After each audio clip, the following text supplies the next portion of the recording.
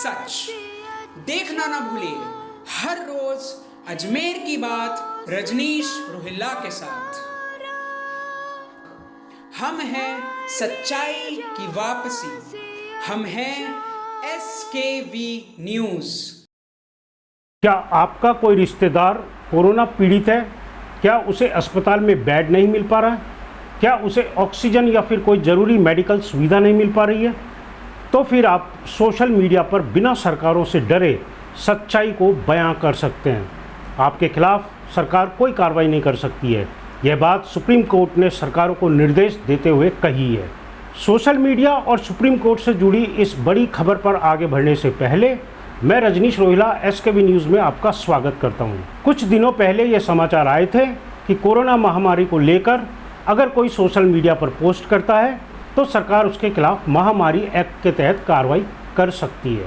लेकिन दूसरी ओर ऑक्सीजन और अन्य मेडिकल सुविधाओं के अभाव में देश के विभिन्न क्षेत्रों से आ रही कोरोना मरीजों की मौतों के समाचारों के बीच अब कई प्रदेशों के हाई कोर्ट और देश की सर्वोच्च अदालत सुप्रीम कोर्ट ने भी कड़ा रुख अपनाते हुए सरकारों के प्रति नाराज़गी जताना शुरू कर दिया है। जहां एक और दिल्ली, मद्रास और उत्तर प्रदेश हाई कोर्ट ने राज्य सरकारों से कई सवाल पूछने के साथ कई निर्देश दिए हैं, वहीं सोशल मीडिया पर अपनी दुख तकलीफ़ बयान करने, उसे लिखने और बताने के मामले में सुप्रीम कोर्ट ने सरकार को कड़ी हिदायत देते हुए दो टूक शब्दों में कहा है कि सरकार की ओर से अस्पतालों में बेड और ऑक्सीजन की शिकायत करने वाले लोगों के खिलाफ किसी तरह की कार्रवाई नहीं होनी चाहिए।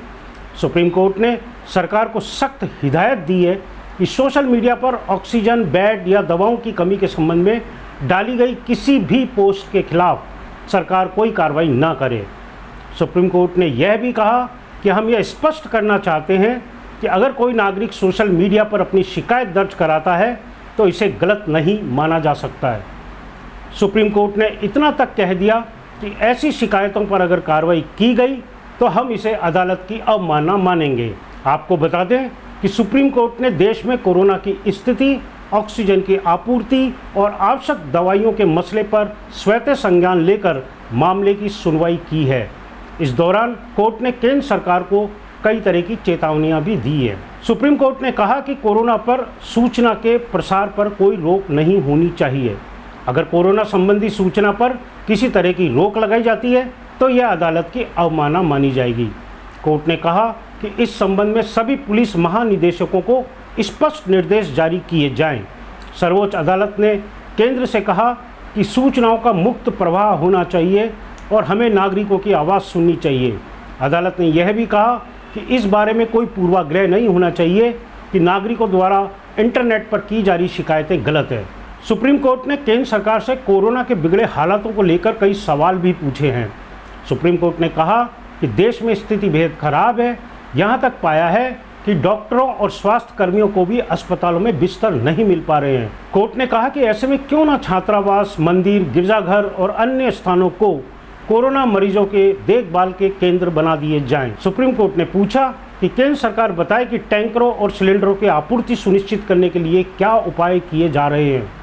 आखिर ऑक्सीजन की आपूर्ति कब तक होगी? जिन लोगों के पास इंटरनेट तक पहुंच नहीं है या जो निरक्षर हैं, वे वैक्सीन के लिए कैसे रजिस्ट्रेशन कराएंगे? क्या केंद्र और राज्य सरकारों के पास उनके लिए कोई योजना है? सुप्रीम कोर्ट ने कहा कि केंद्र को राष्ट्रीय टीकाकरण मॉडल अपनाना चाहिए क्योंकि गरीब लोग टीके का मूल्य कैसे चुका पाएंगे। सुप्रीम कोर्ट ने पूछा कि क्या सरकारों ने इस बारे में कुछ सोचा है? दोस्तों, जिस तरह सुप्रीम कोर्ट ने अपना सख्त रवैया अपनाया है उससे आम आदमी को बड़ी राहत मिलेगी। इसके साथ ही सरकारों को भी नागरिकों की सुरक्षा करने के लिए गंभीरता के साथ पारदर्शी निर्णय करने पड़ेंगे। सुप्रीम कोर्ट की बात जिस तरह से सामने आई है उससे बिल्कुल ये साफ जाहिर हो गया है कि अगर आपके साथ वाकई कोई एक सच्ची घटना घटी है, ऐसी घटना जिसमें आपको बेड ना मिल पाया हो, ऑक्सीजन ना मिल पाई हो, इस तरह की सच्ची घटना को आप अपनी पोस्ट में डाल सकते हैं। लेकिन किसी भी तरह की भ्रामक या ऐसी भ्रमित करने वाली कोई भी पोस्ट आपको डालने का अधिकार नहीं है। SKV न्यूज़ में बस इतना ही। मेरे साथ देखते रहिए SKV न्यूज़।